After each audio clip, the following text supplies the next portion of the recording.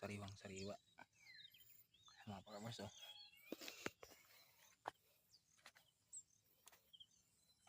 So libre na pang ulam. Sariwang sariwa. Okra ito mga farmers. So masarap to.